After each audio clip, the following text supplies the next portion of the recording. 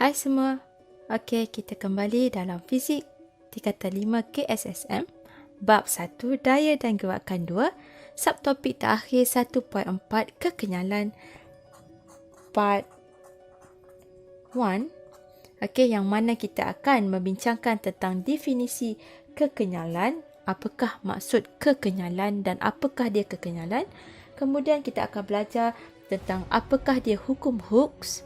Okay, bagaimana menyatakan hukum Hooke's dan juga formula yang kita boleh terbitkan daripada hukum Hooke's, juga eksperimen bagi hukum Hooke's. Kita akan teruskan bab 1 daya dan gerakan 2 untuk subtopik yang terakhir untuk bab ni, iaitu 1.4 kekenyalan. Okey. Jadi, cikgu nak sharekan beberapa situasi di sini yang kita boleh lihat, yang kita boleh kaitkan dengan konsep kekenyalan, iaitu getah, rubber band. Yang kedua adalah spring. Yang ketiga adalah pembaris. Yang kelima ialah play-doh. Yang keenam ialah cake sponge. Dan yang kelima ialah cake sponge dan yang keenam adalah sponge. Okey, dan di sini cikgu nak share beberapa barang yang ada di sini. Okey, dengan anda. Okey, ini adalah springnya, contoh yang tadi ni. Okey, jadi spring ini ianya bersifat kenyal kerana ia boleh ditarik, diregang dan boleh dimampatkan. Okey, juga boleh dibengkokkan seperti ini. Jadi apabila kita mudah untuk membengkokkan dia, inilah kita sebut sebagai kenyal, elastik. Okey, jadi kekenyalannya makin mudah untuk kita gerakkan, maka kekenyalannya makin tinggi. Okey, selain daripada itu ialah belon. Belon yang diperbuat daripada getah ini juga adalah kenyal, elastik, kerana ia boleh ditarik dan dimampatkan. Okey, boleh ditarik seperti ini. Juga ialah getah rambut. Okey, getah rambut ini juga boleh ditarik, diregang. Ya, okey, ini bermaksud ianya elastik dan kenyal. Seterusnya ialah extender untuk mask ini, topeng pelitup muka, ya. Boleh dibengkokkan seperti ini dan dia ianya elastik, kenyal. Okey, kita boleh bengkok-bengkokkan dia. Okey, seterusnya adalah gelang. Okey, gelang ini juga boleh ditarik. Juga kita kenali sebagai elastik dan kenyal. Okey, itu adalah sebahagian yang cikgu boleh share dengan anda pada hari ini. Dan cikgu yakin anda lagi banyak idea yang kita boleh kaitkan dengan kekenyalan ini.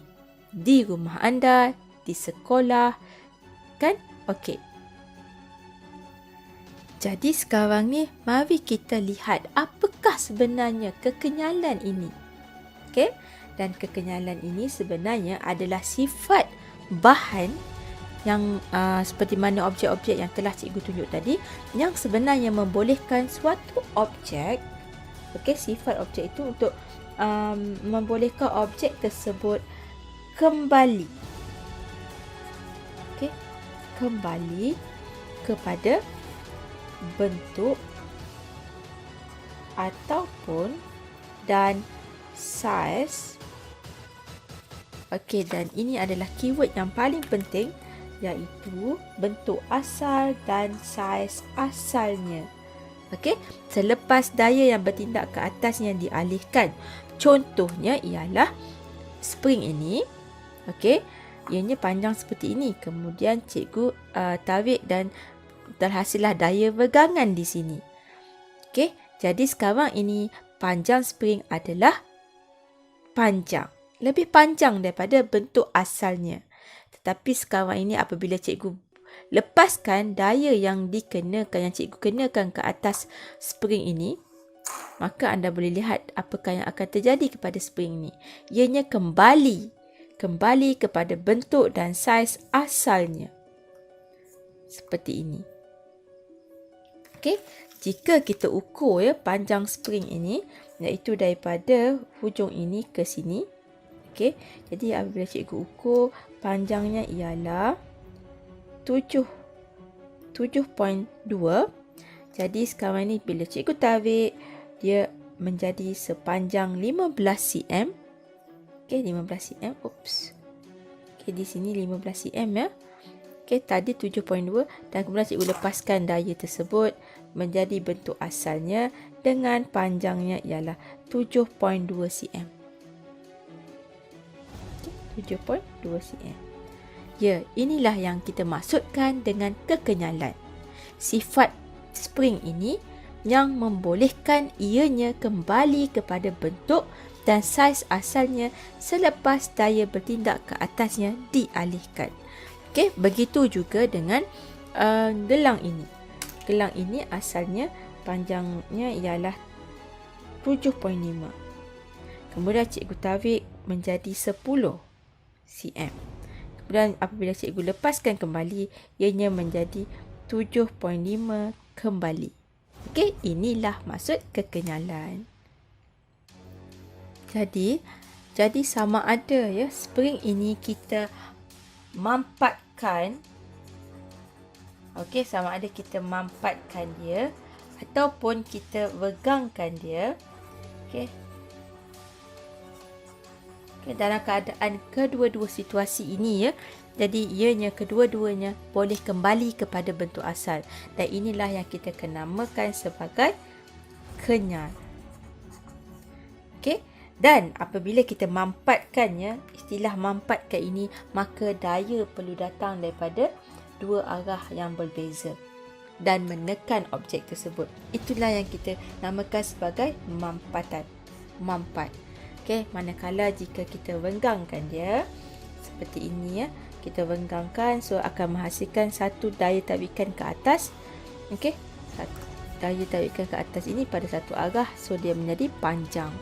Inilah yang kita sebut sebagai regangan. Dan apabila mampatan, ianya kita mampatkan.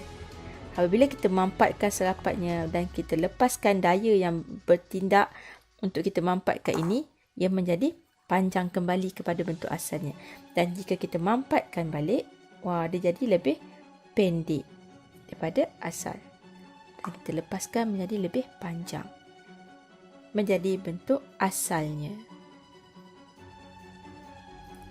Sekarang kita akan mempelajari tentang satu hukum fizik yang kita kenali sebagai hukum Hooke. Kenapa kita kenali sebagai hukum Hooke? Kerana hukum ini telah pun didapatkan, diperolehi daripada Dr.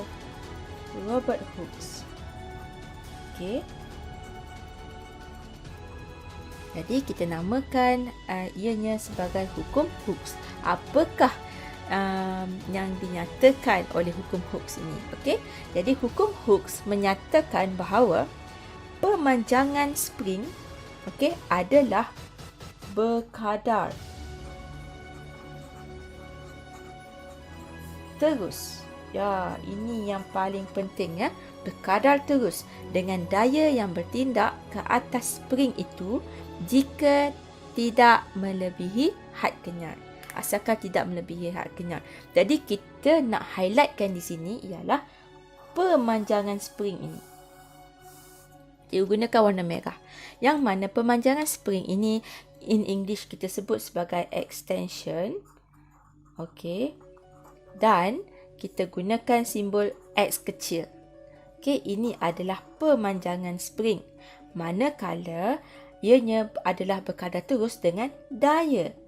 Ini adalah pemboleh ubah yang kedua, iaitu daya dalam bahasa Inggeris kita kenali sebagai force, iaitu F besar.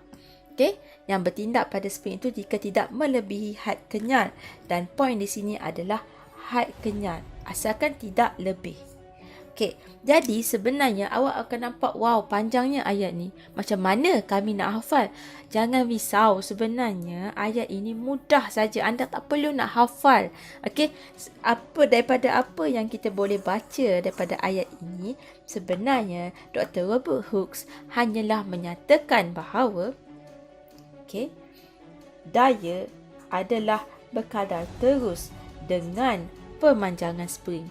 Ini sahaja.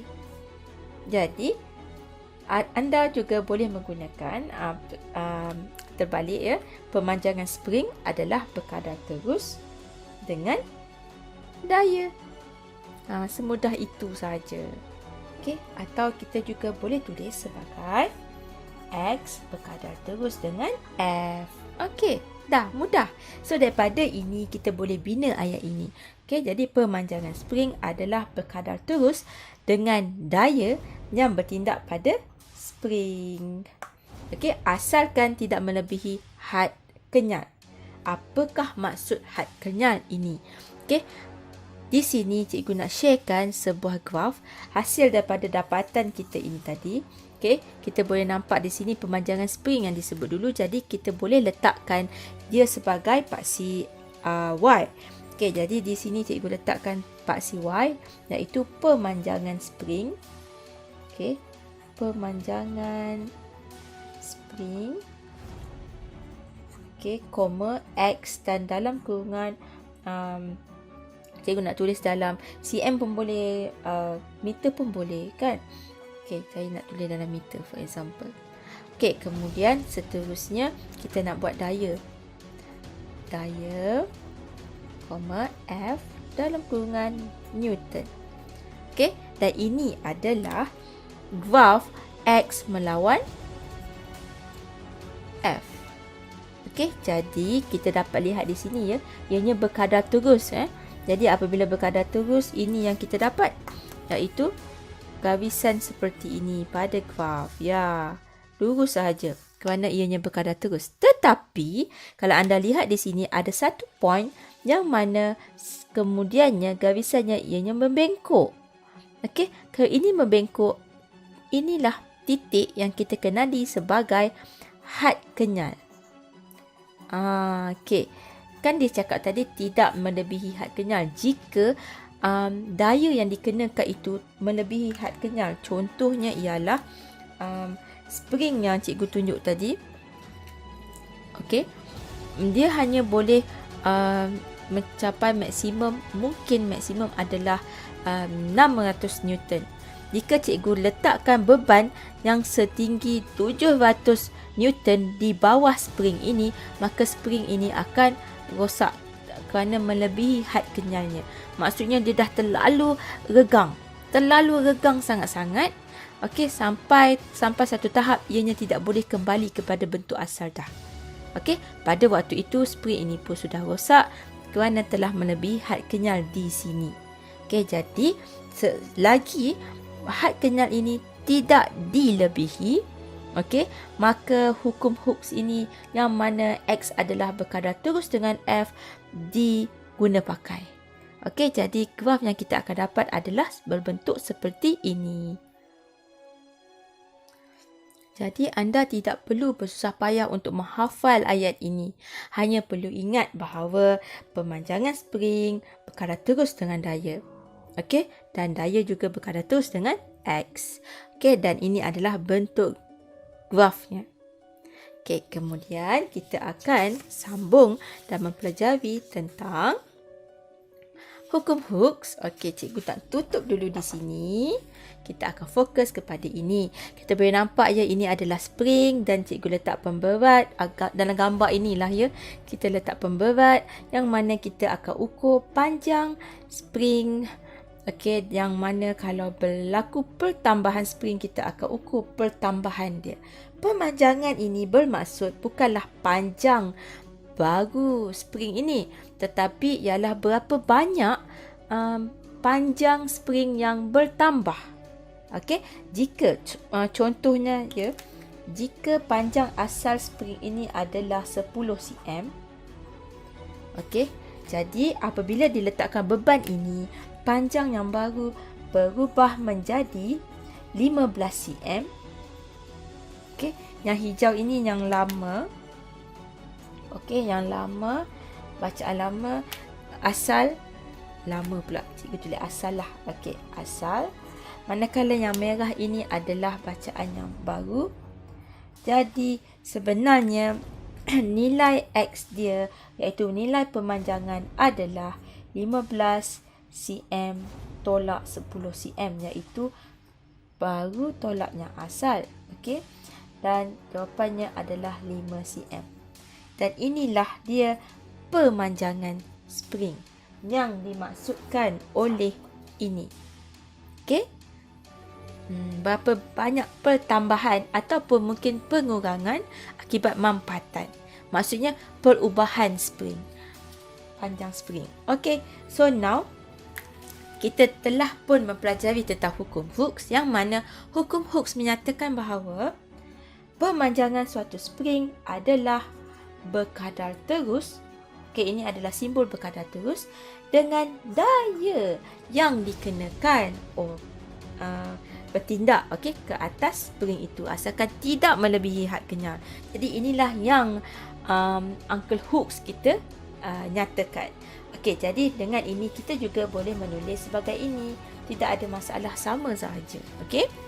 Dan daripada ini kita boleh mendapat satu formula yang kita kenali sebagai formula hukum Hooke's.